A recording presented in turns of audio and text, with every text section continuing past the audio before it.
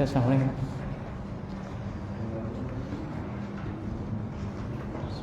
Assalamualaikum warahmatullahi wabarakatuh. Innal hamdalillah nahmaduhu wa nasta'inuhu wa nastaghfiruh wa na'udzu billahi min shururi anfusina wa min sayyiati a'malina may yahdihillahu fala mudilla lahu wa may yudlil fala hadiyalah. Wa asyhadu an la ilaha illallah wahdahu la syarika lahu wa asyhadu anna Muhammadan abduhu wa rasuluh. Allahumma shalli wa sallim ala nabiyyina Muhammad wa ala alihi wa sahbihi ajma'in. Subhanaka la ilma lana illa ma 'allamtana innaka antal alimul hakim. Allahumma 'allimna ma yanfa'una wa anfa'na bima 'allamtana wa zidna ilman wa hudan wa tuqan wa salahan ya rabbal alamin. Amma ba'du. Alhamdulillah, serta iktikaf Masjid Al-Irsyad rahimani wa rahimakumullah, kembali lagi kita mendapatkan rahmat dan kasih sayang Allah Subhanahu wa taala, nikmat yang tidak bisa kita duga, nikmat yang tak terkira, yang sampai detik ini kita masih diberikan kesehatan oleh Allah Subhanahu wa taala. Dan mari selalu kita jaga nikmat itu dengan bersyukur. Jamaah hadirin rahimakumullah, an-ni'amu idza syukirat qarrat. Nikmat itu kalau dijaga maka dia itu akan tetap. Wa idza kufirat farrat, tapi kalau dikufuri artinya tidak disyukuri, nikmat itu akan farrat, akan pergi, nikmat itu akan hilang. Jadi menjaga nikmat itu dengan bersyukur, sedangkan ketika seseorang kufur terhadap nikmat Allah, ini menjadi sebab nikmat itu hilang. Maka hadirin rahimakumullah, itu yang pertama. Dan yang kedua, sebagai umat Nabi Muhammad SAW, marilah kita selalu bersalawat dan mengucapkan salam kepada beliau SAW, kepada keluarganya, kepada para istri-istrinya, kepada para sahabat dan seluruh umatnya. Dan semoga kita nanti pada hari kiamat mendapatkan kesempatan untuk bisa bertemu dan berjumpa beliau. Amin ya rabbal alamin. Bapak Ibu yang saya hormati rahimakumullah, mohon maaf atas keterlambatannya. Sudah terlambat hampir setengah jam ini. Qadarullah wa masya'a fa'al. Baik, jamaah rahimakumullah, terakhir di hari Selasa lalu kita sudah membahas as-sifatul ula, sifat yang pertama. Yaitu apa Bapak Ibu? Sifat yang pertama adalah dia memiliki ketenangan lahir dan batin serta tawadhu. Orang yang disebut ibadur rahman, hamba Allah ar-Rahman, itu adalah orang yang berjalan dengan penuh ketenangan. Dia adalah orang yang berjalan penuh dengan rendah hati, tidak sombong, tidak takabur. Namun apabila di tengah perjalanannya itu ada orang yang menghinanya, apa yang dilakukan jamaah? Mereka itu membalas keburukan tersebut dengan kebaikan. Kemarin kami sampaikan, kalau ada orang yang berbuat buruk kepada kita, ini bukan menjadi alasan kita juga untuk berbuat buruk. Malahan ini menjadi salah satu kesempatan kita untuk membalas keburukannya dengan kebaikan. Idfa' billati hiya ahsan. Balaslah dengan yang lebih baik. Balaslah dengan yang lebih baik. Jangan kemudian, wah, kalau dia mukul sekali, saya mau mukul 10 kali. Ini namanya zalim, jamaah rahimakumullah. Balas dengan kebaikan. Suatu saat orang tersebut akan merasa, ya Allah, dan bertobat. Mungkin bisa jadi ini menjadi salah satu sebab dia bertobat. Dia insaf kesalahannya, dia berbuat salah, tapi malah diperlakukan baik oleh orang yang dizaliminya. Orang yang demikian jamaah hadirin rahimakumullah, di halaman yang ke-8 disebutkan di paragraf yang kedua, wahum bihadza qad jama'u li anfusihim as-salamata min asrataini, asratir rijli wa asratil lisan.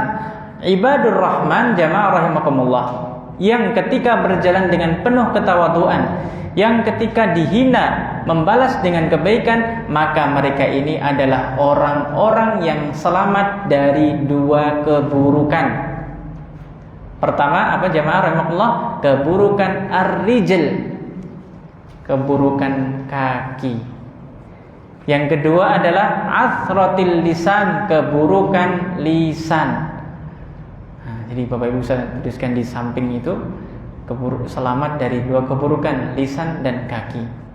Kakinya tidak melangkah dengan sombong, dengan angkuh, tapi kakinya melangkah dengan penuh ketawaduan. Tidak ada yang dibanggakan jemaah, karena ini adalah semuanya titipan Allah Subhanahu wa taala. Kemudian selamat dari lisan. Kenapa lisannya selamat? Karena dia selalu berucap yang baik. Walaupun orang lain menghina, walaupun orang lain menghujat, walaupun orang lain menghibah, tapi dia anggap alhamdulillah, enggak ada masalah. Bagi dia jamaah Allah, apa gunanya dia itu mempertahankan diri? Kalau memang seseorang itu sudah baik, tidak perlu kemudian kita menjelaskan kepada orang lain, ini loh saya itu orang baik, Pak. Biarlah orang lain yang menilai, dan Allah Subhanahu wa taala yang menilai. Tidak perlu kemudian kita itu memproklamirkan diri, saya adalah orang baik, ini loh 1, 2, 3. Tidak perlu jamaah. Berbuat baiklah tanpa kita harus menunggu pujian dari orang lain. Berbuat baik. Paragraf yang berikutnya jamaah rahimakumullah. Qala Ibnu Al-Qayyim. Ini penjelasan yang sama. Ya, dia diringkas kembali oleh Syekh Abdul Razzaq. Walamma kanatil asrataini, asratir rijli wa asratir lisan, ja'at ihdahuma qarinatal ukhra fi qoulihi ta'ala wa ibadur rahmanil ladzina yamshuna 'alal ardi hauna wa idza khatabahumul jahiluna qalu salama fawasalahum bil istiqamati fi lafazatihim wa khutuwatihim. Jadi jamaah Allah, orang yang beriman itu lisannya selalu tertuntun, sebagaimana langkah kakinya juga tertuntun. Berarti ini adalah hasil dari iman, Bapak Ibu. Jangan percaya orang yang beriman kalau ternyata iman itu hanya menghiasi lisan, tapi buktikan dalam amal perbuatan. Kalau kita beriman kepada Allah Subhanahu wa taala, maka kita akan jaga lisan kita. Kalau kita beriman kepada Allah Subhanahu wa taala, maka lisan kita itu akan sibuk untuk mengingat Allah Subhanahu wa taala. Kan man ahabba syai'an aktsara min dzikrihi. Jamaah rahimahullah, orang itu kalau sudah cinta dengan sesuatu, maka dia akan sering menyebutnya. Nih, Pak. Sekarang hobi yang lagi ngetren apa, Pak? Hobi apa Pak? Hobi apa sekarang jamaah rahimahullah, kan biasanya kan hobi itu naik turun ya. Dulu pernah aki, terus apa itu? Sepedaan, terus sekarang apa, Pak? Udah lemes kayaknya. Apa namanya? Apa, Pak? Apa, Pak? Oh, itu Masya Allah, itu hobi yang luar biasa.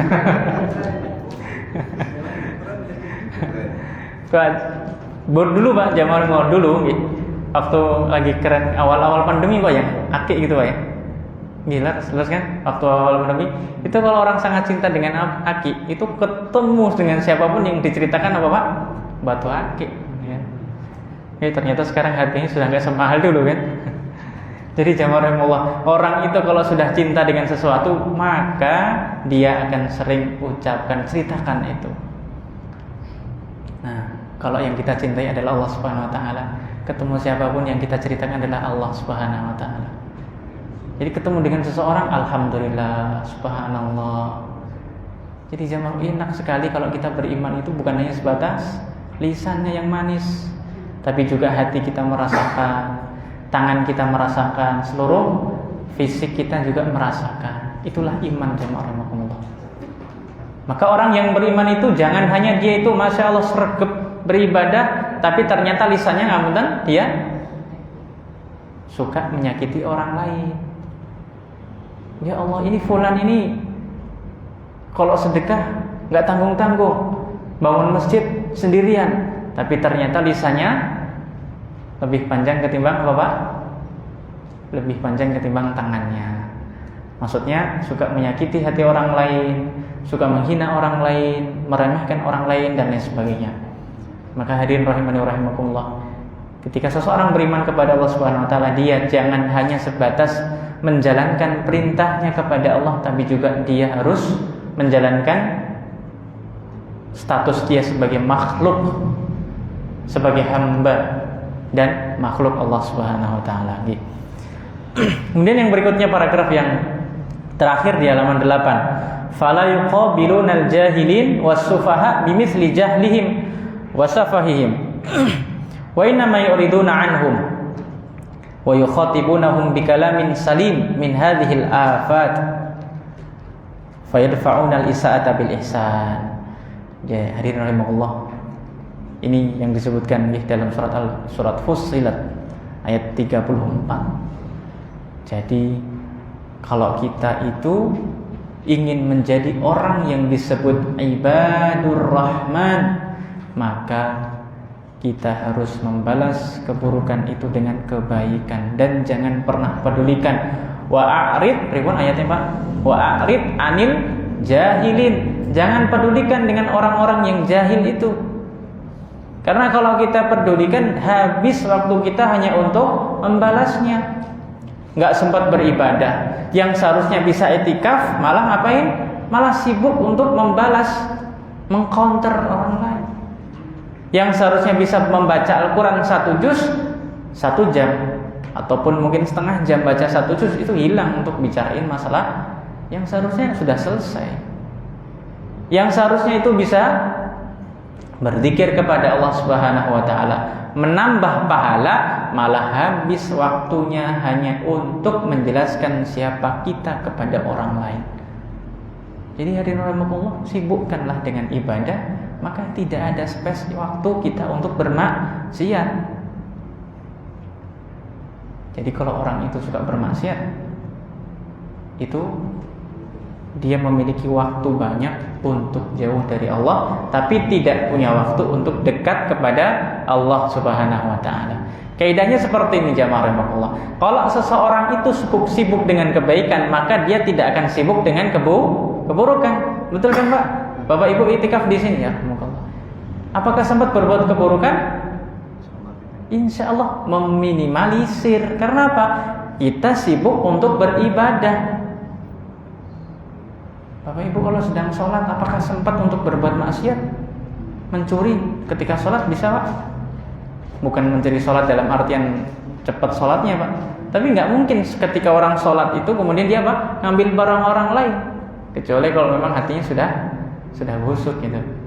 Makanya jamaah rahimakumullah, orang itu kalau sudah sibuk dengan kebaikan tidak sempat melakukan keburukan. Sebaliknya Bapak Ibu, kalau orang itu sudah sangat sibuk dengan keburukan, maka dia pun juga akan sulit melakukan kebaikan.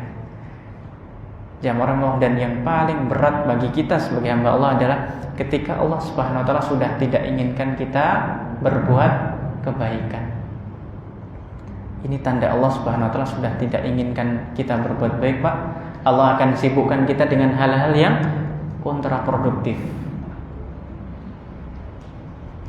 Kemudian yang berikutnya surat Fussilat ayat 34. Wala tastawil hasanatu walas sayyi'ah idfa' billati hi ahsan fa idzal ladzi bainaka wa bainahu adawatun ka'annahu waliyyun hamim wa ma yulaqaha illa alladzina sabaru wa ma yulaqaha illa dzu hadzin 'adzim.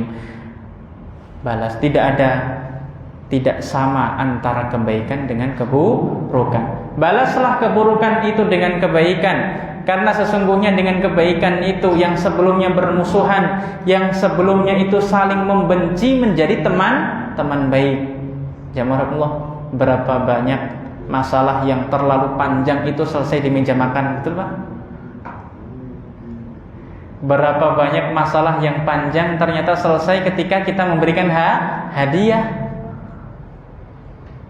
Jamaah rahimakumullah, dengan kebaikan itu Allah akan melunakkan hati orang yang bahkan itu memusuhi kita.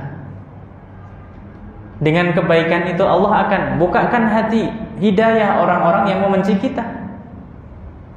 Makanya orang jamaah rahimakumullah, kalau misalnya gini, ada orang yang tidak suka dengan kita, apa yang kita lakukan Pak? Apakah kita membalas, "Yaudah saya nggak suka sama orang itu"? Jangan seperti itu Bapak Ibu. Tapi kita balas dengan kebaikan. Kalau bisa kita berikan hadiah. Kalau ada orang yang membenci kita nggak mau mengucapkan salam, apa yang dilakukan jamaah? Kita mulai dengan mengucapkan salam. Ucapkan ketika bertemu, dia nggak mau Pak. Kalau lewat mesti menghadap ke arah lain. Tapi kita harus balas. Assalamualaikum. Dibalas doa, kalau nggak dibalas dosa buatan Pak. Enggak dosa. Bapak Ibu, hukum mengucapkan salam itu wajib atau sunnah? Kalau menjawab wajib kan. Jadi Bapak Ibu kalau mendengarkan ada orang yang mengucapkan salam, wajib dijawab. Kalau yang namanya wajib yang dikerjakan, dosa mboten, Pak? Dosa kan? Dosa itu. Tapi kalau mengucapkan, memulai itu hukumnya adalah sunnah, mustahab. Jadi jamaah rahimakumullah, betapa banyak masalah-masalah kebencian itu kemudian selesai di atas perundingan. Masalahnya satu jamaah, kita kurang komunikasi begitu saja. Dan kita mungkin salah memahami apa yang diucapkan oleh saudara-saudara kita. Bayangkan kalau semuanya ini datang dengan hati yang bersih, kemudian kita saling memahami, oh ternyata maksudnya seperti ini, mohon maaf, kemarin saya itu salah paham, tak kira itu maksudnya seperti ini, makanya saya ini malah marah dan sebagainya. Nah inilah wa ma yulaqaha illal ladzina sabaru. Dan hal ini jamaah Allah, membalas keburukan dengan kebaikan itu tidak mudah. Makanya Allah sendiri mengatakan orang yang bisa melakukan itu kecuali sinten? Illal ladzina sabaru, kecuali orang-orang yang sabar. Kalau orang tidak punya sabar, kesenggol dikit langsung apa Pak? Langsung senggol lagi kan? Senggol kanan, senggol kiri kan? Senggol-senggolan malah Pak. Kalau orang yang tidak sabar ketika dihina, itu langsung malah jadi apa Pak? Malah enggak selesai-selesai. Tapi ketika kita memiliki kesabaran, ya alhamdulillah, ya biarkanlah orang lain menghina saya apa? Orang lain menghina kita itu bukan terus kemudian kita ini rendah di hadapan Allah, kan tidak. Bahkan orang tersebut yang akan rugi dengan perbuatannya tersebut. Kita lanjutkan kembali. Berikutnya di halaman 9 ya, halaman 9. Wa ibadur rahman. Disebutkan di sini fannasu yatafawatuna fi akhlaqihim wa ta'amulatihim tafawutan 'aziman. Wal wajibu 'alal muslim bi husni diyanatihi wa jamili akhlaqihi an yattasifa bima dzakarahu Allah an ibadir rahman fil ayatis sabiqah fayuqabilul isaa'ata bil ihsan wa yatawadda li ibadillahi mahma kanat akhlaquhum. Jamaah. Kalau kita itu mengaku sebagai hambanya Ar-Rahman, maka kita jadikan nama Ar-Rahman itu sifat-sifatnya kita tiru. Bapak Ibu, kalau ada orang yang bermaksiat, apakah langsung turun petir untuk nyamber orang itu Pak? Bapak Ibu, kalau ada orang yang lagi maksiat, misalnya lagi minum khamr, misalnya lagi zina, misalnya lagi mencuri, tiba-tiba langsung dikirimkan Allah petir gitu? Enggak langsung kan Pak? Dalam Al-Quran Allah sebutkan kalau seandainya setiap dosa yang kita lakukan itu langsung Allah balas, ma taraka ala dhahriha min dabbah, tidak ada satu makhluk pun yang masih tersisa di atas muka bumi ini Pak. Itu kalau Allah Subhanahu wa taala marah ya. Semua yang bermaksiat, ada yang mau minum khamr, naudzubillah min dzalik, kemudian langsung Allah kirimkan apa? Petir. Dia gitu kan, meninggal dunia. Habis Pak orang yang seperti itu. Semuanya habis karena Allah Subhanahu wa taala itu menunda azab agar apa? Agar kita itu bertaubat. Allah tunda itu azab di akhirat nanti agar kita diberikan kesempatan untuk bertobat kepada Allah Subhanahu wa taala. Jadi jamaah Allah, salah satu sifat atau nama Allah dengan Ar-Rahman ini mari kita tiru. Maksudnya adalah kita juga harus memiliki sifat rahmah, kasih sayang. Sebagaimana kita pernah bersalah, orang lain pun juga bersalah. Tidak ada jamaah yang tidak atau namanya lepas dari yang namanya kesalahan. Semuanya pasti akan terjatuh dari yang namanya kubangan dosa maupun maksiat. Kemudian yang berikutnya, wayan bagi halaman 9 paragraf terakhir, qabla dzalika an yasta'ina billah fi umurihi kulliha. Pada akhirnya jamaah Allah, agar kita bisa memiliki sifat apa tadi? Sakinah, waqar dan tawadhu, ketenangan lahir dan batin dan sifat tawadhu, maka kita juga jangan pernah lupa untuk berdoa kepada sinten? Allah Subhanahu wa taala. Dan doa yang diajarkan Nabi diantaranya, ini bisa kita hafalkan Bapak Ibu, atau bisa kita baca dalam doa-doa kita. Allahumma hdini atau ihdini li ahsanil akhlaq la yahdi li ahsaniha illa anta wasrif anni sayyi'aha la yasrifu anni sayyi'aha illa anta. Artinya apa ini jemaah Allah? Ya Allah, ihdini, berikanlah petunjuk kepadaku li ahsanil akhlaq, untuk memiliki akhlak terbaik. La yahdi li ahsaniha illa anta, yang tidak ada yang bisa menuntun kita kecuali Engkau. Kita nggak bisa memiliki akhlak yang disebut sebagai tawadhu kecuali kalau diizinkan oleh sinten Pak Bu Allah Subhanahu wa taala. Kita tidak bisa memiliki sifat sabar kecuali kalau kita dituntun oleh Allah Subhanahu wa taala. Kita tidak bisa memiliki akhlak yang disebut syukur kecuali kalau kita dituntun oleh Allah Azza wa Jalla. Jadi kita berdoa kepada Allah Subhanahu wa taala. Sebaliknya, wasrif anni sayyi'aha, ya Allah tolong jauhkanlah kami dari akhlak yang buruk, yang tidak ada yang bisa menjauhkan kita dari akhlak buruk kecuali Allah Subhanahu wa taala. Kita tidak bisa meninggalkan akhlak yang disebut sombong kecuali Allah menuntun kita. Kita tidak bisa meninggalkan diri dari akhlak yang namanya hasad. Apa itu hasad jemaah rahmatullah? Dengki ya, iri. Setiap kali ada orang yang dapat rezeki, hatinya apa Pak? Panas ya. Wah. Hasad itu jemaah Allah, senang melihat orang susah, susah melihat orang senang. Jadi kalau ada orang lagi senang, wah bencinya minta ampun Pak. Jadi ada orang senang ini malah dia sedih Pak. Ada orang dapat rezeki, ini alhamdulillah lahir anak putra dan sebagainya, ini malah ya Allah kok bisa-bisanya orang ini dapat nikmat itu, dapat rezeki, ada kendaraan baru, wah ini pasti ini habis menang apa Pak? Waduh. Jadi pikirannya itu sudah negatif Pak. Rumahnya dicet, wah ini pasti tadi malam menang ini kan. Rumahnya yang sebelumnya itu tingkat 1 nambah tingkat 2, wah ini pasti ini kayaknya nyuri ini. Jamaah rahmatullah, orang hasad itu Pak, orang yang benci melihat orang senang, tapi susah melihat orang lain senang, dan senang melihat orang lain susah. Jadi kalau saudaranya atau tetangganya lagi sakit, alhamdulillah ya Allah, kok cuma sakit nggak langsung apa gitu kan? Ya Allah, subhanallah, ini hati yang seperti ini Pak Bu, itu hati yang tidak baik ini kan. Ketika ada orang lain yang sedang tertimpa musibah, ada saudara yang meninggal dunia, ya alhamdulillah kok cuma 1 nggak 2 gitu kan.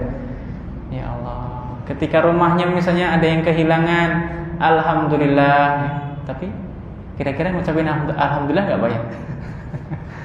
Jadi jamaah rahimahullah, itulah orang yang hasad, senang melihat orang lain susah, susah melihat orang lain senang.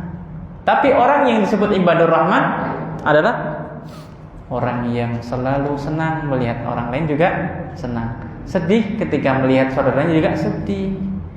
Itulah jamaah rahimahullah ibadur rahman. Sudahkah kita memiliki sifat itu? Kan pertanyaan seperti itu Pak. Jadi ilmu tidak hanya sebatas kita ketahui, tapi ilmu harus kita amalkan dan kita terapkan. Ya, berdoa tadi guys. Kemudian jamaah rahmatullah, nah yang halaman 10 ini doa Nabi SAW ketika keluar rumah. Bapak Ibu kalau keluar rumah doanya apa Pak? Bapak bismika Allahumma. Kalau keluar rumah, bismillah tawakkaltu 'alallah haula wal quwata illa billah. Kata Nabi, siapa yang mengucapkan itu akan ada malaikat yang mengatakan faqad hudita, engkau dapat petunjuk, wa wuqita, dan engkau dicegah ataupun dilindungi, wa kufita, dan engkau akan dicukupkan urusannya. Jadi Bapak Ibu kalau keluar rumah mengucapkan bismillah tawakkaltu 'alallah la haula wala quwata illa billah, kalau Bapak ingin mencari nafkah, insya Allah diberikan kecukupan. Kalau kita ingin keluar rumah, dijaga Allah, dan kita mendapatkan petunjuk. Karena di jalan itu kita butuh petunjuk, Pak. Jadi bukan hanya kita mengandalkan apa, Pak? Google Maps, tapi juga harus petunjuk Allah Subhanahu wa taala. Betapa banyak yang orang pakai Google Maps ternyata juga nyasar gitu. Pengalaman ini, Pak. Kan banyak juga kan. Google Maps itu hidayah, bukan hidayah, Pak. Itu kan hanya mengarahkan, tapi juga seringkali salah jalan, ya kan. Seringkali salah jalan, seringkali malah melusuk-melusuk, ya. Subhanallah, itu Pak, itu manusia kan, bikinan manusia. Tapi kalau hidayah Allah Subhanahu wa taala pasti akan nyampe ke tujuan, Pak. Pasti akan nyampe ke tujuan kita. Ya. Berdoa jemaah rahimahullah. Dan di antara doa yang juga ini ma'tsur dari Nabi, artinya dari Nabi Muhammad SAW adalah beliau berdoa, Allahumma a'udzubika an adilla au udhal. Ya Allah, aku berlindung kepadamu agar aku ini tidak menyesatkan dan disesatkan. Orang keluar rumah, dia itu berpotensi untuk disesatkan ataupun menyesatkan, Pak. Mengajak orang lain untuk berbuat maksiat, atau malah dia diajak untuk berbuat maksiat. Maka kita berdoa sejak keluar rumah, Allahumma inni a'udzubika an adilla au udhal. Ya Allah, jangan sampai saya ini disesatkan ataupun malah menyesatkan orang lain. Au azilla au uzal, atau aku tergelincir atau malah digelincirkan. Menggelincirkan atau digelincirkan. Nah gitu, Pak. Artinya mungkin disakiti oleh orang lain atau kita yang menyakiti gitu. Seperti itu. Orang yang beriman kan doanya simpel, Pak, tapi masya Allah mengena. Apalagi ini adalah doanya sinten? Nabi Muhammad sallallahu alaihi wasallam. Au azlima au uzlam. Ya Allah, jangan sampai aku ini menzalimi atau dizalimi. Bapak Ibu, kalau di jalan ini kan potensi besar sekali orang menzalimi orang lain. Benar semutan, Pak? Betul. Ada orang lagi nyebrang, sudah jauh-jauh tiba-tiba langsung plus dan sebagainya. Nah, jadi jemaah Allah, jangan sampai kita menzalimi ataupun kita dizalimi. Au ajhala au yujhala alai. Ya Allah, jangan sampai aku ini berbuat buruk sama orang lain atau malah aku diperlakukan buruk oleh orang lain. Nah, inilah kita doa-doa kita, Pak. Kalau kita berdoa keluar rumah, insya Allah jaga dengan kita. Ternyata kok kita sudah berdoa dan tetap mendapatkan musibah, berarti doanya nggak dikabulkan, Pak. Bagaimana itu, Pak, kira-kira? Sudah berdoa, sudah berzikir, ternyata kok jatuh juga. Takdir, masya Allah nih, Pak. Bapak Ibu yang saya hormati rahimakumullah, kalaupun seseorang sudah berdoa dan ternyata tetap mendapatkan misalnya musibah, berarti Allah Subhanahu wa taala tetap kita mendapatkan pahala yang lebih banyak. Nabi Muhammad berdoa mboten, Pak Bu? Apakah hidupnya itu tidak pernah mendapatkan musibah? Malah lebih banyak, Pak. Paling banyak. Berarti apakah kita mau dan berani untuk mengatakan Allah tidak kabulkan doa beliau, Pak? Enggak berani, Pak. Karena apa? Bukan berarti kemudian kalau seseorang mendapatkan musibah itu doanya tidak dikabulkan, tapi Allah menginginkan orang tersebut lebih banyak mendapatkan pahala. Makanya nyambung yang kemana, Pak? Tetap kita harus husnudzon. Wah ya Allah, tadi saya sudah berdoa kok tetap jatuh, besok udah kapok itu kan. Jangan seperti itu, Pak. Ya, tidak boleh kemudian kita kapok untuk berdoa. Berdoa sekali, terus 2 kali, 3 kali, 4 kali, dan seterusnya. Atau bisa jadi ketika seseorang itu berdoa, dia ragu-ragu, Pak. Bisa mboten, Pak, orang ragu-ragu berdoa? Bisa, Pak. Dia berdoa tapi dalam hatinya, ini benar enggak ya saya dijaga itu? Ini benar enggak ya saya ditolong Allah Subhanahu wa taala? Nah, orang seperti ini jamaah Allah, kalau kata Nabi, kalau kita berdoa, berdoalah dengan rasa yakin. Tidak boleh kita meragukan Allah mampu atau tidak. Kalau kita meragukan seperti itu, ya Allah seperti apa yang kita persangkakan. Ana inda dhanni 'abdi bi. Kan begitu jamaah rahimakumullah. Jadi ini yang nomor satu. Yang kedua jamaah rahimakumullah, as-sifatus tsaniyah. Bisa dibuka Bapak Ibu halaman yang ke-11. As-sifatu ats-tsaniyah. Sifat yang nomor berapa? Nomor 2. Yang pertama tadi tenang lahir batin dan tawadhu. Yang nomor kali as-sifatu tsaniyah muhafazatuhum 'ala sholati la siyama qiyamul laili. Menjaga salat. Seorang ibadur rahman itu adalah orang yang menjaga salatnya, terutama salat lail, salat lail, Pak. Nggih, salat malam nggih. Menjaga salat terutama salat malam. Ayatnya beripun? Qala Allah azza wa jalla walladzina yabituna li rabbihim sujjadan wa qiyama. Ini nyambung di ayat yang sebelumnya ketika Allah sebutkan wa ibadur rahman, hamba-hamba ar-rahman. Yang pertama kita sebutkan sifat yang pertama tadi, yang kedua mereka itu adalah semangat untuk menegakkan salat, terutama adalah salat malam. Yaitu orang-orang yang yabitu li rabbihim, mereka itu menghabiskan malamnya untuk Allah Subhanahu wa taala dalam kondisi sujud maupun berdiri. Maksudnya apa ini Bapak Ibu? Salat. Bukan berarti kemudian ibadahnya cuma sujud aja, Pak. Bukan hanya kemudian berdiri aja, tapi maksudnya di sini adalah salat. Mereka menghabiskan malam harinya untuk salat. Salah satu amalan surgawi jamaah adalah orang-orang yang bangun di malam hari di saat orang-orang lain sedang terlelap tidur dengan kasurnya. Bapak Ibu jauh dari kasur masing-masing datang ke masjid untuk beribadah, maka itu adalah apa? Salah satu amalan yang kata Nabi SAW, tadkhulul jannata bisalam, maka akan masuk surga dengan selamat, dengan tenang. Walladzina yabituna li rabbihim, dan orang-orang yang menghabiskan malamnya untuk Allah. Bapak Ibu yang saya hormati rahimakumullah, mereka menghabiskan malamnya bukan untuk hanya sebatas bermain. Mereka menghabiskan malamnya bukan untuk sebatas bermaksiat.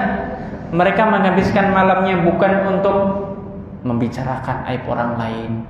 Mereka menghabiskan malamnya bukan untuk meneguk air ataupun minuman yang diharamkan Allah Subhanahu wa taala.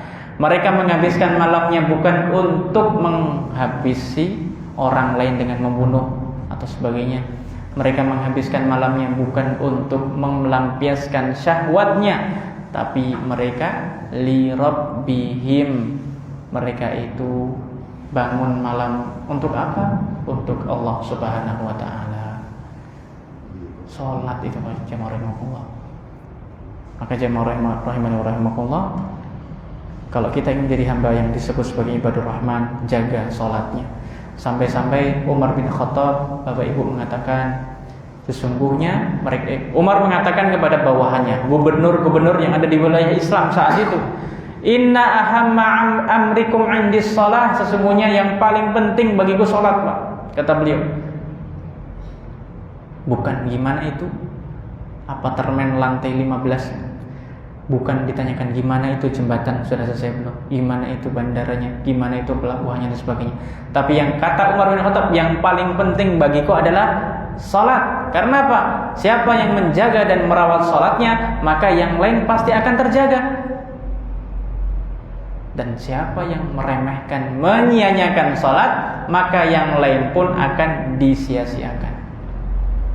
Jamaah rahimakumullah, kalau kita nih Bapak Ibu punya perusahaan, punya toko, punya warung, salah satu cara untuk merekrut karyawan itu kalau hanya wawancara itu bisa dikarang, betul Pak? Betul.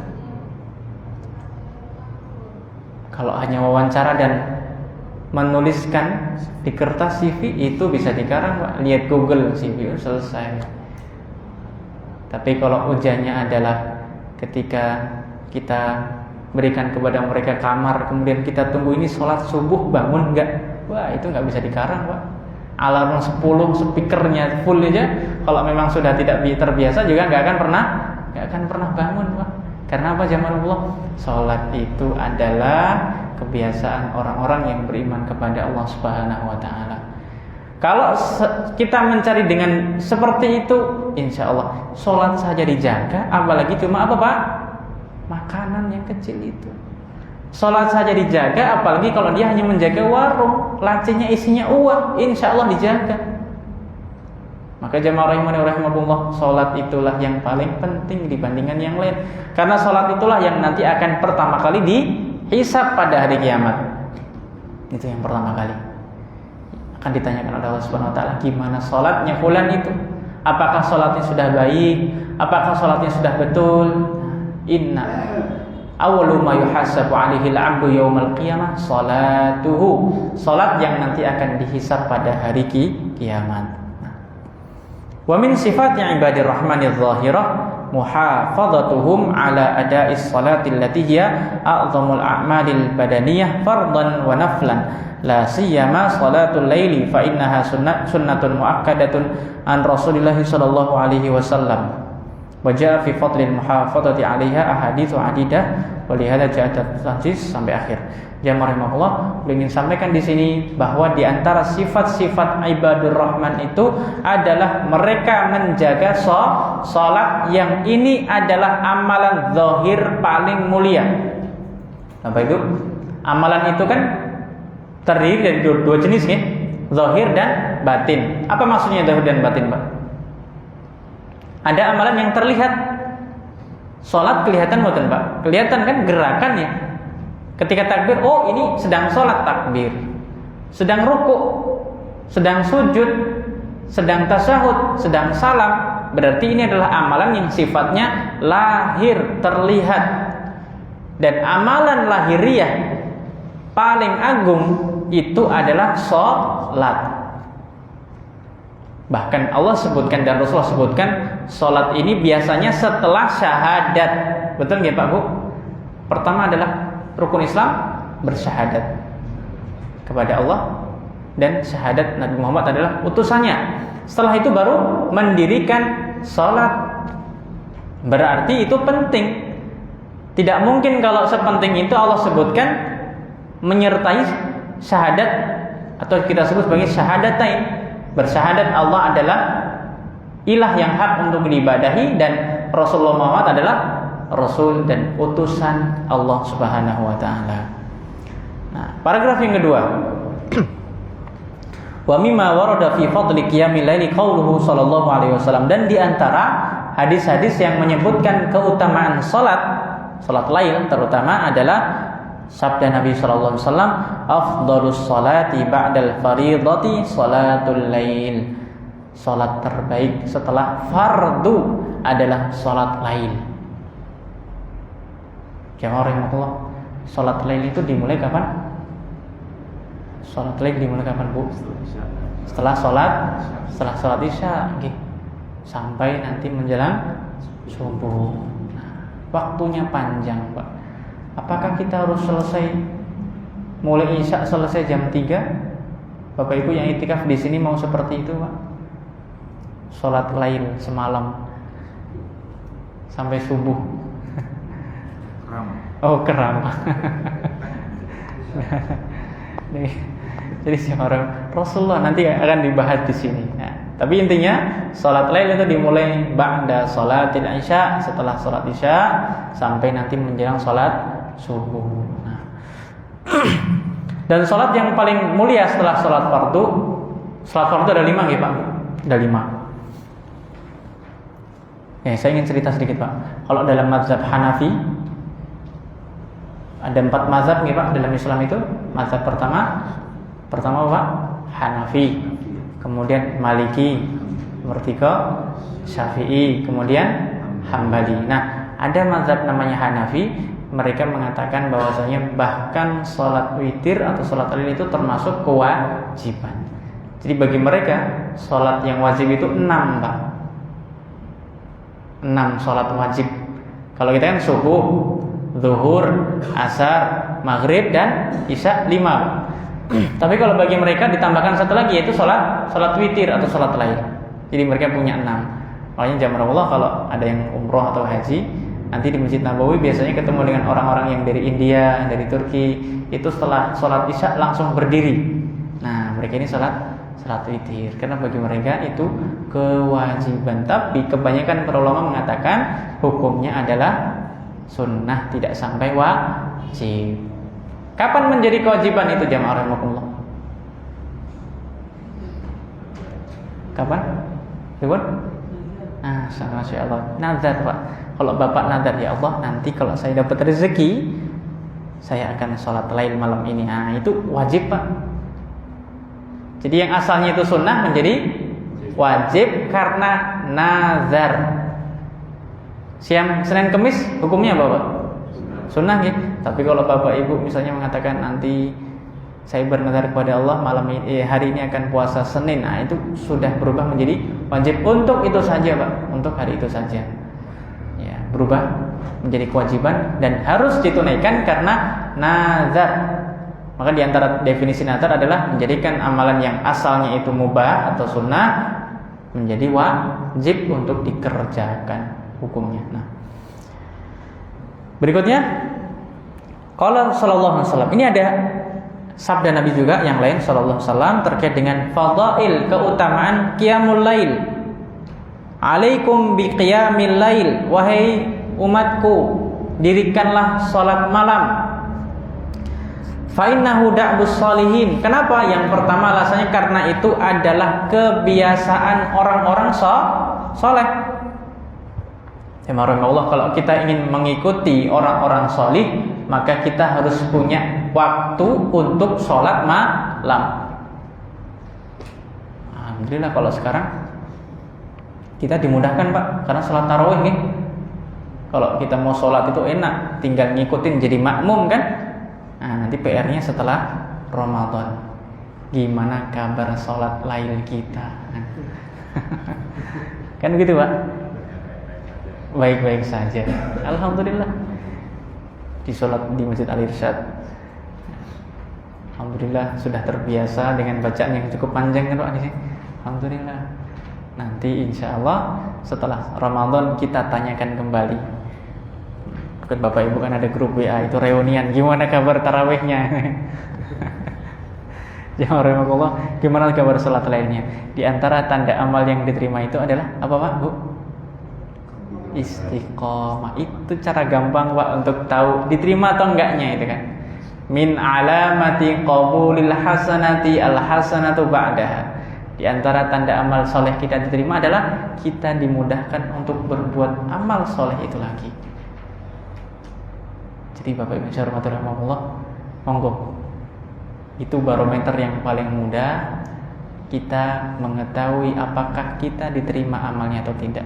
Walaupun jamaah Allah tidak sama bacaannya atau yang lainnya, tapi minimal kita masih bisa menjaga amal soleh itu. Makanya jamaah Allah, Islam mengajarkan kita untuk menjaga dan merawat amal ibadah itu.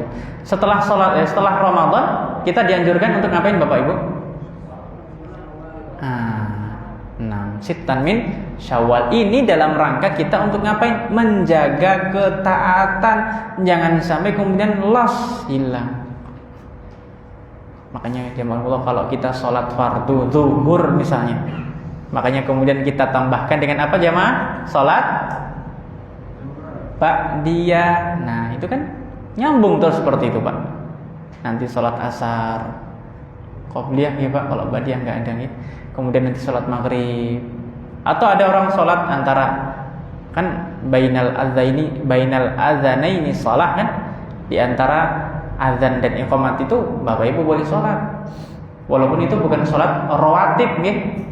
Kalau rawatib kan enten jemaah. Dan Pak 12. Ada yang katakan 10. Riwayatnya ada 2 riwayat. Kalau yang mengatakan 12 berarti sebelum zuhur itu yang biasanya 2 rakaat tambah lagi 2 rakaat jadi 4 rakaat. Kalau hanya 2 rakaat tetap dapat pahala Pak. Tetap dapat pahala. Tapi ya kalau bisa ditambahkan lebih baik. Begitu nggih? Alhamdulillah. Berikutnya jamaah Allah. Jadi yang pertama tadi, salat malam itu adalah kebiasaannya sinten? kebiasaan orang-orang salih. Dulu kami pernah mendapatkan nasihat dari guru-guru kami bahwa seorang penuntut ilmu itu jangan sampai dia itu terlewat malamnya full tidur, Pak. Di full tidur bahkan mungkin dari mulai malam maghrib sampai subuh itu jangan sampai jamaah. Kata beliau, kalau bisa kita sisihkan waktu kita, karena ketika di siang hari mungkin penuntut ilmu itu sibuk untuk belajar. Nah, malam hari itu adalah sibuk untuk kita muhasabah, sibuk untuk menguatkan diri kita, Pak. Karena kalau malam hari kita minta dikuatkan Allah, siangnya kita tidak akan merasa lemah, Bapak Ibu. Betul itu jamaah Allah. Dan tidak ada kok ceritanya orang yang ketika misalnya sholat malam kemudian malah itu keteteran gitu. Selama yakin dia itu beribadah untuk Allah, Allah bantu, Pak. Tugas-tugasnya, wah tadi malam kalau misalnya ada orang misalnya gini, Pak, ini kenapa kok seperti ini, wah tadi malam. Jangan jadikan alasan sholat malam sebagai alasan kita untuk Pak males-malesan, Pak. Tuduh diri kita sendiri, Pak. Kita ini sering nuduh orang lain tapi kita lupa diri sendiri yang salah nih. Itu loh gara-gara ini. Wah tadi malam sholat dan sebagainya. Bapak Ibu yang saya hormati Allah, kata beliau harus kita sisihkan waktu kita untuk bermunajat.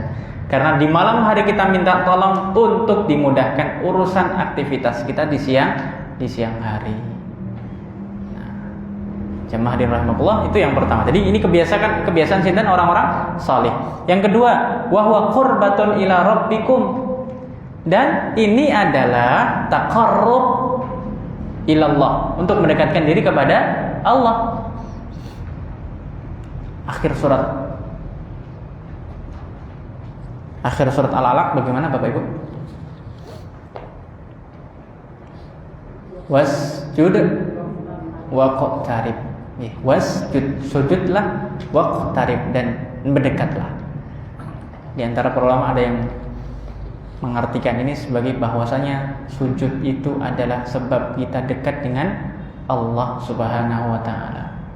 Karena kondisi yang paling dekat mereka sampaikan adalah ketika kita sedang sujud. Maka sebab semakin banyak orang bersujud, maksudnya sholat, Pak, bukan hanya sujud saja ya, tapi dia sholat, itu adalah sebab dia dekat dengan Allah Subhanahu wa taala. Kalau seseorang itu dekat dengan Allah, Pak, dunia itu akan didekat-dekatkan, Pak, walaupun kita nggak minta, jemaah. Karena apa? Semuanya ini milik Allah Subhanahu wa taala. Rasulullah bersabda begini, jemaah Allah.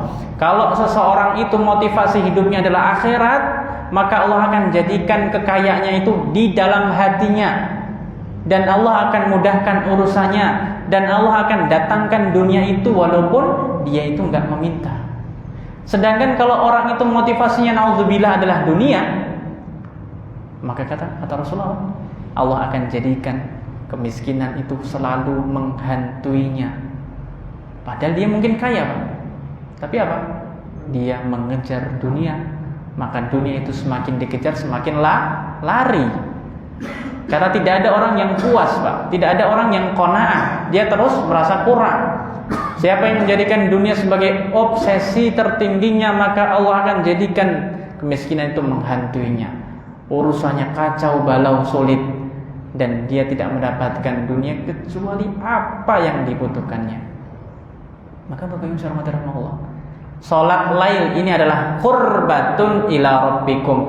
Kalau kita ingin mendekat kepada Allah sedekat-dekatnya, maka perbanyaklah sujud.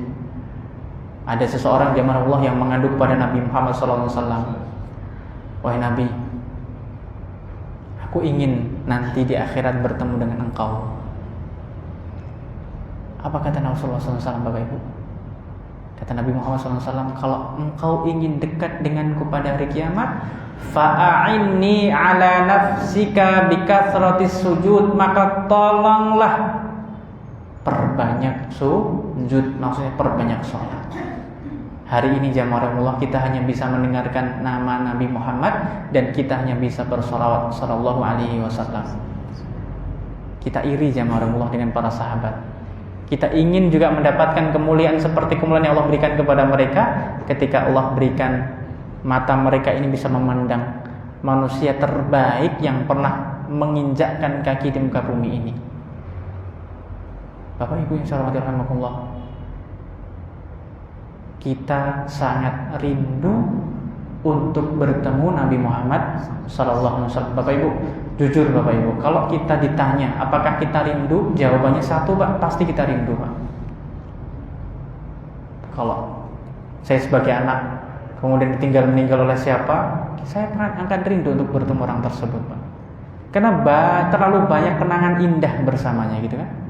Apalagi jamaah Allah, yang akan kita rindukan ini adalah sosok yang lebih semangat hidayah kepada kita ketimbang diri kita sendiri. Itu Nabi Muhammad sallallahu alaihi wasallam. Yang kita rindukan ini adalah orang yang nanti akan membukakan pintu surga pertama kali.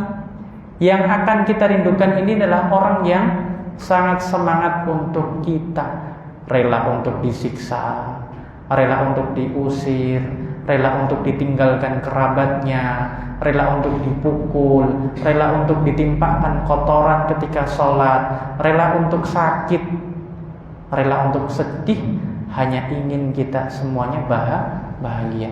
Bapak Ibu yang saya hormati rahimakumullah, itulah Nabi Muhammad sallallahu alaihi wasallam.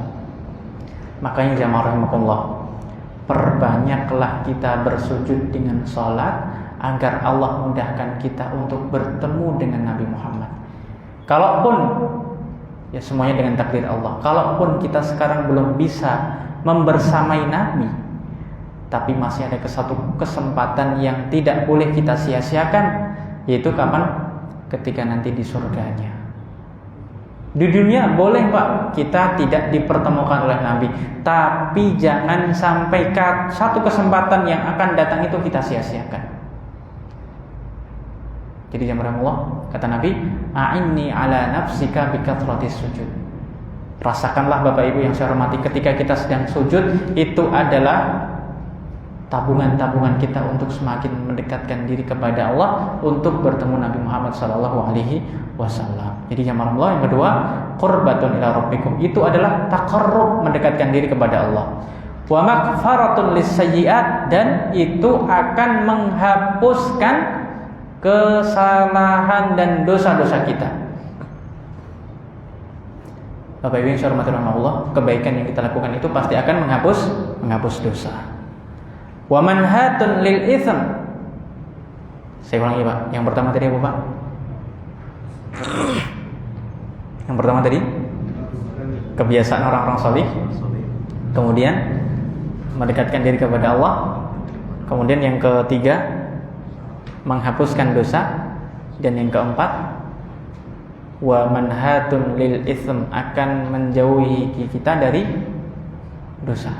Kalau tadi menghapuskan, kalau yang keempat ini kita akan dijauhkan dari dosa. Kenapa jemaah? Karena orang dia itu kalau sibuk dengan ibadah, maka dia tidak sempat untuk berbuat maksiat. Itu Pak. Dan dalam riwayat lain disebutkan wa matradatun lil liddah. Wa matradatun, dan sholatul itu akan menjauhkan kita dari penyakit. Saya beberapa kali ketemu Pak dengan orang yang dia itu berobatnya dengan sholat malam gitu. Ketika divonis, ternyata dia rutinkan dengan izin Allah Subhanahu Wa Taala, niatkan untuk beribadah di malam hari. Ternyata masya Allah Pak, hasil cek kesehatannya itu membaik. Itu semuanya dengan izin Allah jamaah rahimakumullah. Ketika Allah di malam hari menunggu suara-suara kita, kok kita tidak mau menjawab panggilan itu Pak? Ya bagi Allah Subhanahu Wa Taala itu tidak akan merugikannya, tapi bagi kita adalah sesuatu yang sangat rugi itu Pak. Di sepertiga malam bangun untuk berdoa kepada Allah Subhanahu Wa Taala, yang nanti di sini akan disebut oleh Syekh Abdul Razak bahwasanya itu adalah kesempatan yang Allah berikan kepada kita sebagai umat Nabi Muhammad SAW, bahwa di antara faedah kita salat lail adalah Allah akan jaga kita, kesehatan kita. Kita sehat jemaah Allah bukan karena apa yang kita konsumsi. Memang itu ada salah satu sebab, tapi bukan satu-satunya. Tapi kita sehat karena Allah Subhanahu Wa Taala. Kita mendapatkan sehat wal afiyah. Apa itu afiat? Pak, kita sering kan semoga sehat wal afiyat. Oh Pak? aman nih, kuat termasuk afiat juga. Selamat, itu juga afiat. Selamat dari dosa, selamat dari penyakit, kuat badannya, itu juga afiat. Berikutnya jamaah rahimakumullah, paragraf yang kedua. Wa amma waqtu qiyamil laili fa inna nabiyya sallallahu alaihi wasallam qad qama minal laili kullihi. Kalau waktu salat lail, Nabi Muhammad dulu itu kalau salat lail full, Pak. Semalaman, startnya Isya, setelah Isya sampai menjelang subuh. Wah. Mau dipraktekkan Bapak Ibu?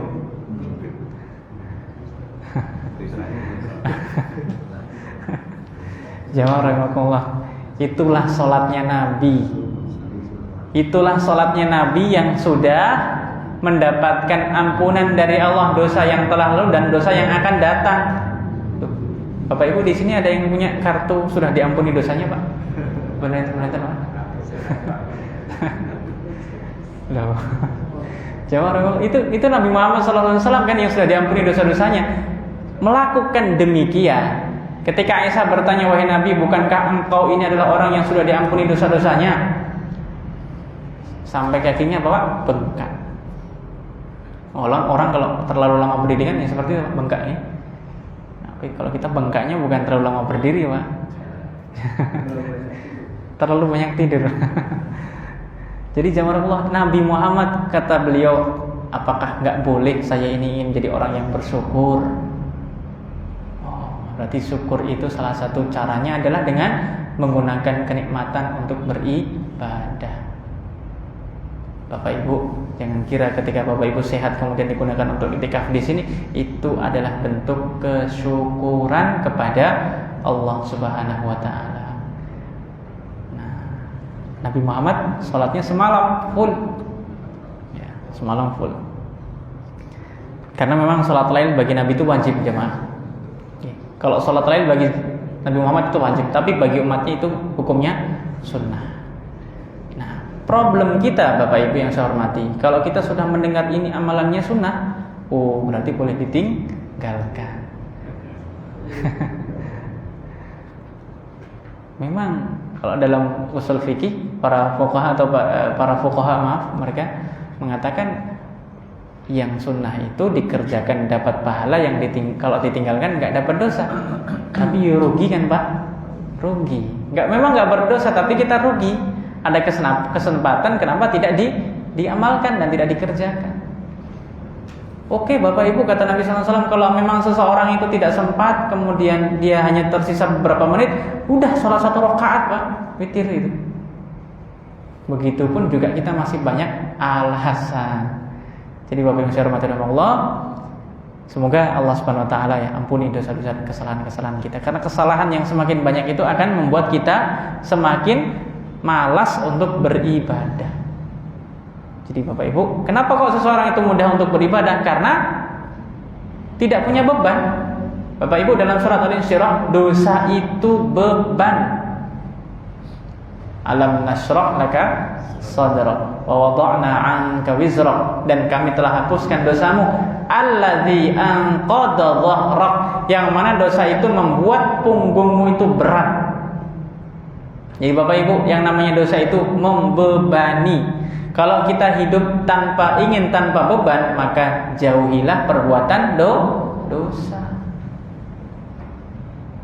Nah, Allah cabut keberkahan, Allah cabut rasa khusyuk. Dalam surat Az-Zumar, jamaah Allah berfirman, fa khalafa min ba'dihim khalfun adha'us salata wattaba'u asyahawat.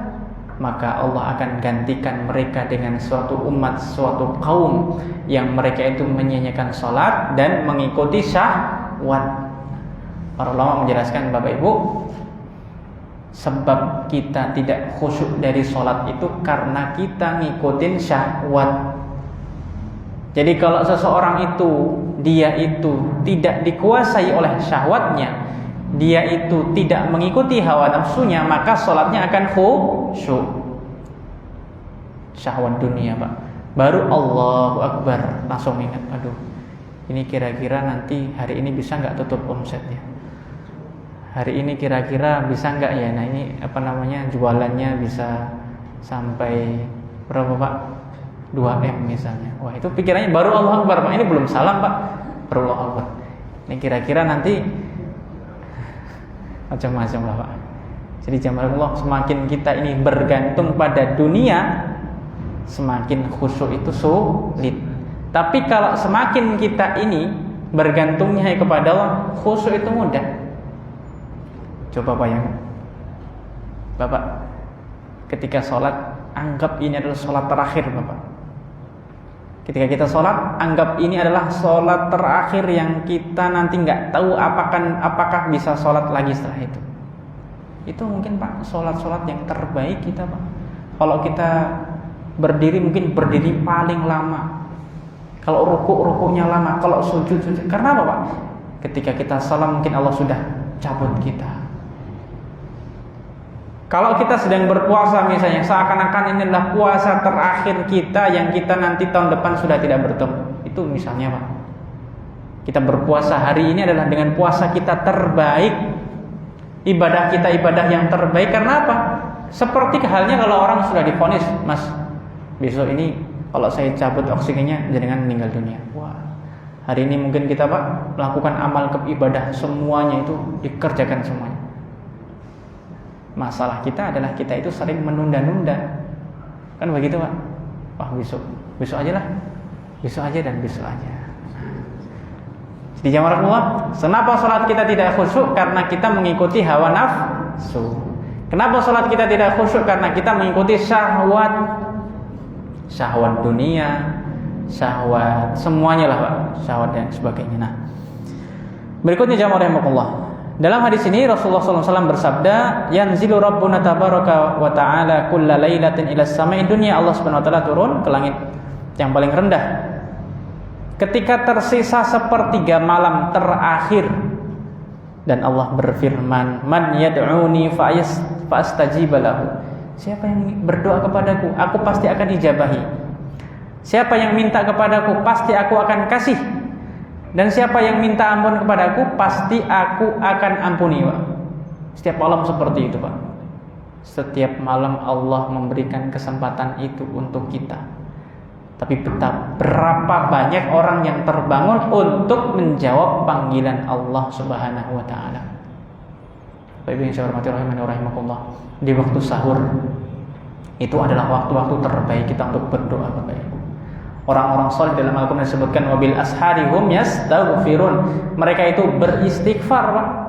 Makanya kita sangat miris dan sangat sedih ketika waktu sahur itu malah dikotori dengan tawa.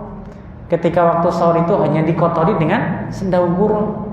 Tidak ada yang melarang kita ketawa jamaah, tapi kan tentu ada waktunya. Kalau memang itu adalah waktunya beribadah, kita tidak layak untuk mengotori itu dengan sendau gurau dan ketawa ketiwi. Nah, itu adalah waktu Allah Subhanahu wa taala menginginkan kita untuk berdoa sehingga Allah akan kabulkan. Siapa yang minta istighfar atau minta ampun, Allah akan ampuni itu Pak. Jadi spesial, waktu-waktu spesial ini Pak. Sepertiga malam terakhir. Berikutnya jamaah rahimakumullah. Kita lanjut di as-sifatu ats-tsalitsah. Agak ngebut Pak. Sifat yang keberapa Bu? Ats-tsalitsah, yang ketiga. Yang kedua tadi sifat ibadur rahman adalah menjaga salat, terutama salat lail. Yang ketiga as-sifatus tsalitsah khaufuhum wa isfaquhum min azabin nar. Rasa takut mereka dari siksa api neraka. Bapak Ibu bisa catat di situ nggih. Di sebelah kanannya atau sebelah kirinya, sifat yang ketiga adalah mereka takut atas siksa api neraka. Qala azza wa jalla, Allah berfirman, walladzina yaquluna rabbana asrif 'anna 'adzaba jahannam inna 'adzabaha kana gharama innaha sa'at mustaqarran wa muqama. Mereka yang disebut sebagai ibadur rahman, Selain mereka itu tenang lahir batin, tawadhu, selain mereka itu menjaga salat malam, mereka juga berdoa kepada Allah. Walladzina yaqulun, mereka berdoa, Rabbana. Apa artinya Rabbana jamaah rahimakumullah? Bapak Ibu, dalam bahasa Arab itu kalau orang mau memanggil, misalnya saya mau manggil fulan, itu dipanggil dengan apa Pak? Ya kan, ada ya fulan, itu kan manggil Pak, karena jauh. Manggil. Kalau orang Jawa gimana Pak? Yang sopan gimana Pak? Kalau oh iya kan orang sopan Pak. Artinya akan ada panggilan-panggilan itu ya. Kalau dalam bahasa Arab ada nama ya, wahai, gitu kan? Kalau kita mau menggunakan dengan wahai itu kan terlalu baku gitu. Wahai. Dan nggak pernah saya mendengarkan seperti itu gitu. Hei, tapi kan kurang baik juga itu Pak. Insyaallah. Bro. Wah, gitu masyaallah. Masyaallah. Bapak Ibu yang saya hormati rahmatullah. Orang ketika dipanggil dengan jarak jauh, misalnya nih, Mas, kan? Ya fulan, kan ada ya-nya, Pak. Tapi di sini ada nggak Pak ya-nya, Pak? Nggak ada. Langsung ya Pak. Coba Bapak perhatikan di situ, Ibu perhatikan juga. Rabbana, betul nggih? Nggak ada ya Rabbana. Bapak Ibu yang saya hormati, ini kaidah dalam Al-Quran. Doa dalam Al-Quran itu tidak ada yang dimulai dengan ya Rabbi ja'alni, Rabbi atau Rabbana. Bapak Ibu yang saya hormati, tidak ada ya dalam Al-Quran. Maksudnya tidak dimulai dengan ya Rabbana, ya Rabbi dan sebagainya. Kenapa jemaah Allah? Karena ketika seseorang itu menggunakan dengan ya, seakan-akan dia memanggil sesuatu yang jauh. Tapi ketika dia tidak ada ya-nya, Allah inginkan kita merasa Allah itu dekat dengan kita. Begitu jemaah Allah. Kata dalam al-diksi yang Allah pilihkan dalam Al-Quran itu maknanya hebat sekali Pak. Kalau Allah memulai dengan ya, seakan-akan Allah itu jauh. Padahal dalam surat Al-Baqarah 186, okay? Wa idza sa'alaka ibadi anni fa inni qarib. Wahai Nabi Muhammad, kalau ada hambaku yang bertanya tentangku, maka katakanlah aku ini dekat. Bapak Ibu yang saya hormati rahmatullah. Allah tidak ingin berjarak dengan hambanya. Sampai-sampai ketika kita berdoa pun diajarkan untuk Rabbana. Dengan suara lirih pun Allah akan dengar jemaah. Begitu dekatnya rahmat Allah dari kita. Tapi kenapa kita selalu berlari dan kita menjauh ketika Allah manggil kita? Apakah itu Pak yang disebut sebagai kita bersyukur? Apakah itu yang dianggap sebagai kita ini ngaku sebagai hamba Allah Subhanahu wa ta'ala? Bapak yang saya hormati, mereka yang disebut sebagai ibadur rahman, mereka berdoa Rabbana, karena mereka yakin Allah itu dekat. Pertolongan Allah itu dekat, tidak ada yang jauh. Semuanya akan Allah dekatkan. Yang jauh Allah dekatkan, yang sulit Allah mudahkan, yang mustahil Allah mungkinkan. Mereka berdoa, ya Allah, ya Rabb kami, isrif anna azab jahannam, jauhkanlah kami dari azab neraka jahannam.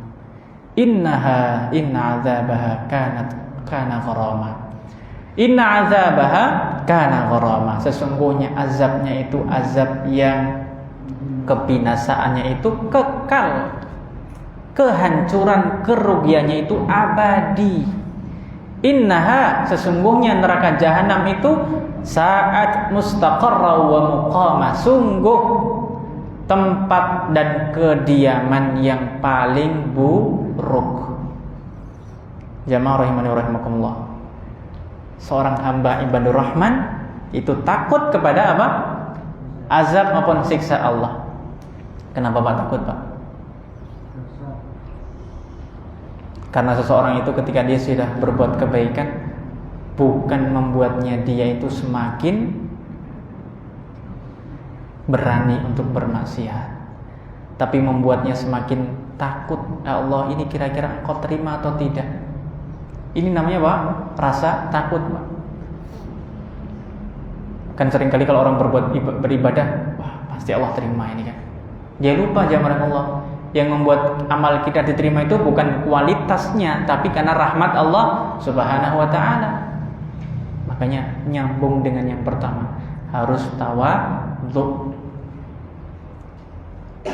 Ibadah itu harus diiringi dengan kita berharap dan kita cemas, Pak.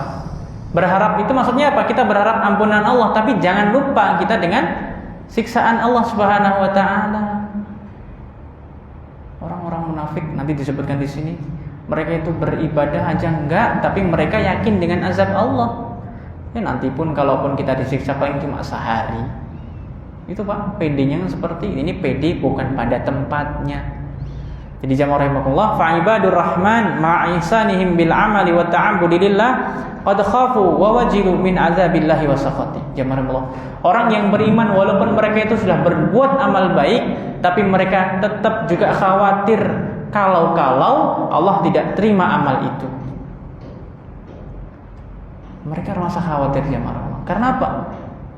Memang ada jamaah yang ketika dia sholat dari awal takbir sampai salam dia itu khusyuknya, kalau baterai mungkin 100%, ada yang seperti itu Pak. Sholat rakaat pertama alhamdulillah berhasil lah. Rakaat kedua, waduh ternyata Pak ini serangan fajar Pak. Ya, setannya melakukan serangan fajar semuanya Pak diingat. Rakaat ketiga kok tambah lagi sampai akhir. Jadi jamaah Allah, tidak ada yang bisa menjamin amal kita diterima kecuali Allah Subhanahu wa taala. Nah, orang yang beriman itu menggabungkan antara amal solih dengan rasa takut dan cemas. Tapi bukan kecemasan yang membuat kita terlampau takut sehingga kita tidak mau untuk beribadah. Jangan sampai gini, Pak. Wah, nanti kalau saya bersedekah ini kira-kira diterima ya. Udahlah, kalau begitu saya nggak usah bersedekah. Nah, jangan seperti itu, Pak. Tetap kita berbuat baik, tapi jangan kemudian kita ini merasa bahwasanya kita sudah berbuat segala-galanya. Tetap ada harapan dan kita harus takut kepada Allah Subhanahu wa taala. Karena bisa jadi amal yang kita lakukan itu kurang, belum sempurna. Maka dalam ayat Allah berfirman, "Walladzina yu'tuna ma ataw wa qulubuhum wajilah annahum ila rabbihim raji'un."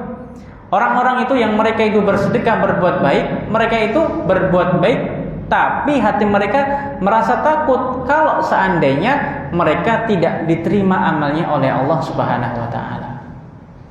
Ini orang beriman. Sedangkan orang munafik bagaimana? Orang munafik itu tidak berbuat baik, tapi mereka yakin selamat dari azab Allah. Ini kata Hasan Al-Basri rahimahullah, di situ disebutkan bahwasanya al-mu'minu jama'a ihsanan wa syafaqatan wal munafiqu jama'a isaatan wa amnan.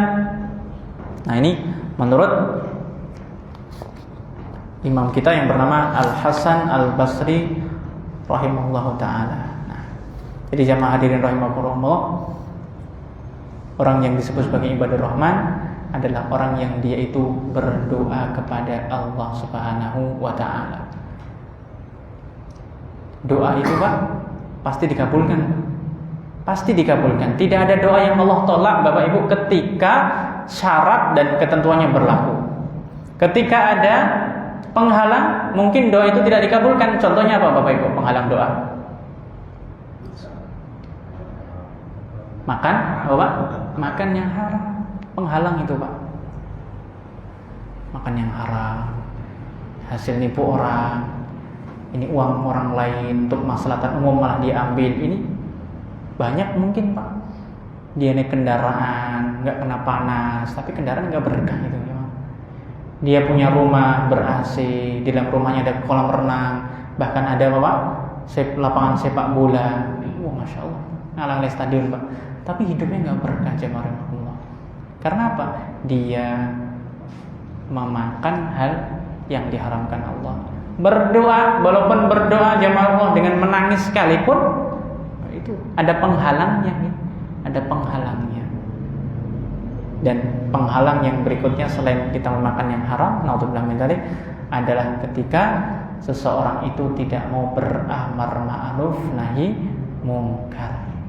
Maka Bapak Ibu yang hormati Allah, memang resiko Pak, amar nahi mungkar. Enggak ada yang namanya resiko Pak. Kalau orang tidak mau beresiko, enggak ada orang yang mau berjualan, enggak ada orang yang mau bisnis, enggak ada orang yang nyalon sebagai ini dan itu. Tapi semuanya risiko. Ketika seseorang beramar ma'ruf nahi munkar pun juga dia harus resiko. Luqman memberikan nasihat kepada putranya. Nah, dirikan sholat, perintahkan pada ma'ruf dan larang perbuatan buruk, wasbir ala ma asabak, sabar atas apa yang akan menimpamu. Saya sering mengutip Bapak Ibu perkataannya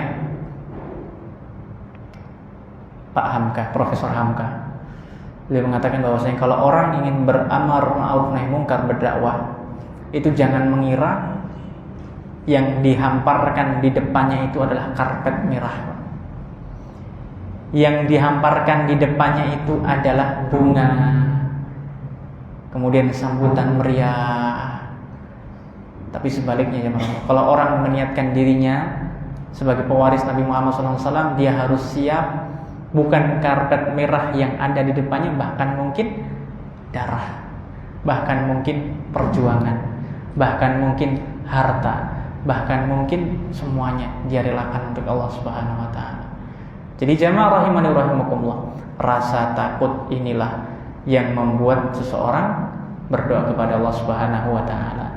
Doa bisa tidak terkabul karena kita sendiri. Kita yang makan yang haram, atau kita tidak mau mengajak kepada kebaikan, atau malah mencegah kemungkaran. Maka tugas kita semuanya adalah, misalnya kita hanya menghafal, saya hanya menghafal ayat tentang ini, ibadur rahman, sampaikan Bapak Ibu, sampaikan kepada orang-orang yang kita cintai. Apalagi di sini Bapak Ibu yang nggak punya HP siapa? Ada nggak Pak? Ada Pak? Atau semuanya punya HP nih Pak? Semuanya punya HP Pak. Sekarang dari anak kecil sampai dewasa pun. Nah, HP itu bisa menjadi kesempatan kita untuk berbuat baik. Oh, kemarin di Masjid Al-Irsyad belajar tentang tajdidul iman, atau besok sama Ustaz Ahmad Hasan. Ustaz Ahmad Hasanuddin Umar dengan buku apa? Pak? Asrun mujibatun lin najah. 10 sebab bahagia disampaikan kepada orang-orang yang kita cintai, Pak. Itu adalah amal jariah yang akan memberatkan timbangan kita nanti, gitu. Ini yang ketiga, jamaah rahimani wa rahimakumullah. Dan kita harus berdoa. Ketika kita berdoa dijauhkan dari neraka, berarti doa itu juga berisi Allah jauhkan kita dari amalan yang membuat kita masuk ke dalam neraka. Gitu Pak. Kalau kita berdoa, ya Allah janganlah kami dimasukkan ke dalam neraka, berarti itu maknanya juga, ya Allah jangan sampai kami melakukan perbuatan ahli nar. Ini doa itu sudah include Pak, sudah termasuk itu. Ya Allah berikanlah kami kesempatan untuk bisa masuk surga. Berarti doa itu juga bermakna, ya Allah berikanlah kemudahan kami untuk bisa beramal dengan amalan ahli surga. Nah, itu Pak. Kemudian yang berikutnya jamaah rahimahullah, yang keempat, as-sifatur rabi'ah. As-sifatur rabi'ah, sifat yang keempat, tawassutuhum fin nafaqati bainal israfi wat taqtir. Bapak Ibu bisa kasih judul di sampingnya. Orang yang disebut ibadur rahman itu adalah orang yang berinfak secara proporsional. Berinfak secara proporsional, tidak kikir dan tidak juga berlebihan. Nanti kita jelaskan apa yang dimaksud dengan berlebihan itu. Nah, kembali lagi. Di antara sifat ibadur rahman adalah orang yang ketika dia itu berinfak, dia itu tidak kikir dan tidak terlalu berlebihan.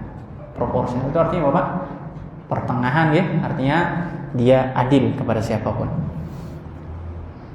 Apakah ketika kita ingin berinfak kita mikir-mikir,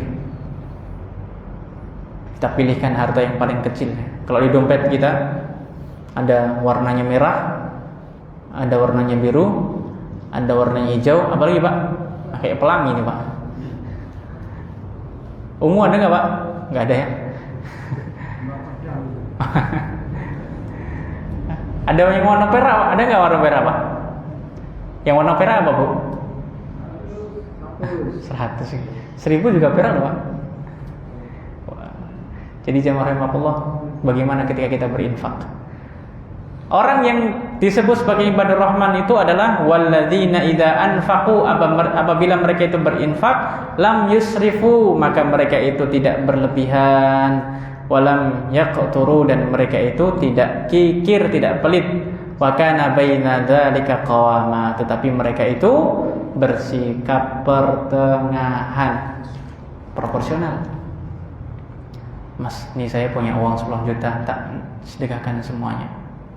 Terus apa yang dengan untuk keluarga nanti gimana bayar listriknya semuanya?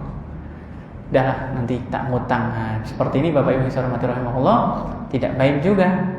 Karena dia harus menghidupi ya, kehidupan keluarganya, plus dia juga harus berbuat baik kepada orang lain. Begitu Pak. Memang bersedekah, kecuali kalau levelnya seperti Abu Bakar As-Siddiq Bapak Ibu. Abu Bakar As-Siddiq levelnya tidak ada yang bisa menyamai Pak. Abu Bakar itu ketika Rasulullah buka donasi untuk salah satu peperangan, Abu Bakar datang dengan seluruh hartanya. Rasulullah bertanya, wahai Abu Bakar, "Madza tarakta li ahlika?" Apa yang kau sisakan untuk keluargamu di rumah? Abu Bakar dengan tenang mengatakan, Allah wa Rasulah, Allah dan Rasulnya. Masya Allah. Bapak Ibu bisa mengatakan seperti itu? Jauh Pak. Imannya Abu Bakar dengan iman kita, kan? Kita mungkin mengatakan itu, tapi sampai rumah, ya Allah kok nyesal seperti tadi. Dimarahin istri. Bapak Ibu yang saya hormati rahimani wa rahimakumullah. Para ulama mengatakan, boleh nggak seperti itu? Boleh kalau imannya selevel Abu Bakar. Kenapa? Abu Bakar mengatakan itu yakin Pak, bukan coba-coba. Ini bukan coba-coba berhadiah Pak, tapi ini adalah keyakinan. Dan itu boleh dilakukan kalau seandainya orang itu masih punya penghasilan setelahnya. Nah, kalau kita penghasilannya pas-pasan, kemudian kita seperti itu malah merepotkan orang lain Pak. Makanya Nabi Muhammad SAW ketika Sa'ad bin Abi Waqqas ini digambarkan akan sakaratul maut, tapi ternyata tidak jadi. Itu beliau ingin mewasitkan seluruh hartanya untuk orang lain. Karena hanya waktu itu Pak, hanya punya satu putri. Terus Nabi mengatakan jangan semuanya, sulus, maksimal sepertiga. Engkau tinggalkan anakmu itu cukup, berkecukupan itu lebih baik daripada engkau tinggalkan dan sedekahkan seluruh hartanya dan mereka itu minta-minta. Iffah jamaah rahimahullah. Harus ada apa? Rasa iffah itu artinya jangan sampai kita itu mudah untuk meletakkan tangan seperti ini. Jamaah rahimahullah, saya pernah bertemu ini di Saudi, di waktunya tepatnya itu di Taif. Waktu itu kami sedang berada di masjid namanya Al-Furqan. Ada daurah Al-Quran. Ketika daurah ada anak-anak yang ya biasa kan main di masjid Pak. Nah salah satu mahasiswa Indonesia itu berinisiatif, ya namanya kita ingin bersedekah Pak. Itu kemudian teman saya ini memberikan sebagian uangnya lah untuk anak kecil ini. Tapi masya Allah Bapak Ibu yang saya rahimahullah, tiba-tiba anak ini diminta sama bapaknya untuk mengembalikan uang itu. Bukan berarti tidak mau menerima hadiah Pak, tapi anak ini dilatih oleh ayahnya untuk ngapain Pak? Jangan sampai mentalnya itu mental menerima. Kalau bisa mereka itu memberi Pak. Tapi sekali lagi jamaah Allah, perlu dipahami, tidak ada larangan seseorang itu menerima hadiah selama kita terus kemudian tidak orang lain itu merasa berjasa kepada kita dan diungkit-ungkit. Nah itu boleh menolak Pak. Jadi kalau ada orang yang memberi, diterima Pak, itu adalah suatu yang baik. Tapi kalau ternyata ketika kita menerima itu kemudian diungkit, ini bukan masjid yang bangun saya, itu boleh Pak kita menolak itu. Karena apa? Jangan sampai nanti malah kita ingin berutang jasa dengan orang itu. Tapi kalau hadiah umum nggak ada masalah Pak kita menerima. Nah kembali lagi tadi, anak itu ingin dilatih, bukan berarti anaknya tidak boleh menerima, tapi ingin diajarkan iffah. Artinya jangan sampai seseorang itu mudah menerima, tapi harus lebih banyak memberi gitu.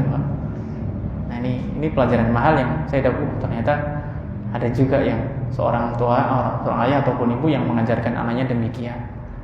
Dan Bapak Ibu yang saya hormati rahimanallah. Nah, orang yang disebut sebagai ibadur rahman itu adalah orang yang ketika dia itu bersedekah dia proporsional cukup.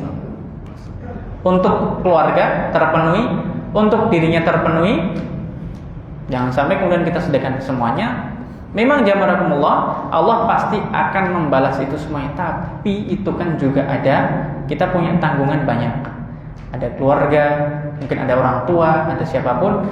Lebih baik dan sebaik-baik sedekah adalah kepada orang yang apa jamarakumullah? Sebaik-baik sedekah adalah kepada kerabat terdekat, Pak. Karena kata Nabi SAW, kalau kita bersedekah kepada kerabat dapat 2 pahala kan, Pak? Silaturahim dan sedekah. Tapi kalau kita bersedekah kepada orang yang jauh dari kita, bukan kerabat, maka itu pahalanya 1. Itu apa? Pahala sedekah saja. Tapi apalah lebih baik kalau Bapak Ibu bisa menggabungkan 2 hal itu. Kerabat juga bersedekah ke situ, orang lain pun juga bersedekah. Jadi pahalanya double banyak. Alhamdulillah. Nah inilah orang yang beriman, mereka bersedekah karena mereka ingat dengan hadis Nabi Muhammad dalam paragraf yang kedua ini, bahwa kaki kita nanti pada hari kiamat tidak akan pernah bergeser sedikit pun sampai hatta yus'ala an arba', ditanya tentang 4 hal Bapak Ibu. Allah akan tanya, jamaah rahimahullah. Kita harus sadar bahwa suatu saat kita akan berdiri di hadapan Allah. Allah akan tanyakan nikmat kita satu persatu. Pertama, Allah tanya usia kita untuk apa? Kita habiskan untuk apa? Itu Bapak Ibu. Yang kedua, kita akan ditanya tentang wa'an umurihi fima afna, tentang usianya yang pertama. Wa'an ilmihi fima fa'ala, tentang ilmunya. Hari ini kita belajar, ini hukumnya boleh, ini hukumnya dilarang. Kalau kita masih nerobos yang haram, itu suatu saat akan ditanya oleh Allah Subhanahu wa taala, bukankah kamu sudah tahu wahai fulan, ini dilarang, tapi kenapa juga tetap dikerjakan? Mau jawab apa Bapak itu? Kalau hari ini mungkin kita bisa mengelak, itu kan bukan saya, itu orang lain itu. Saya nggak melakukan itu, kita bisa ngeles Pak, tapi di akhirat nggak ada yang namanya ngeles itu Pak. Semuanya pasti akan tersingkap jelas. Ditanya juga tentang hartanya. Harta ini pertanyaannya 2 Bapak Ibu. Dari mana dan untuk apa? Dari mananya sudah halal, tapi untuk apanya haram juga nggak berarti.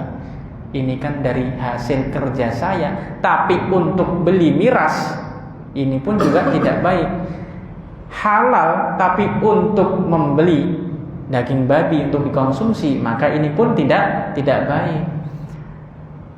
Caranya dengan mencuri berarti kan tidak boleh, tapi digunakan untuk bangun masjid, boleh nggak Pak? Nggak boleh.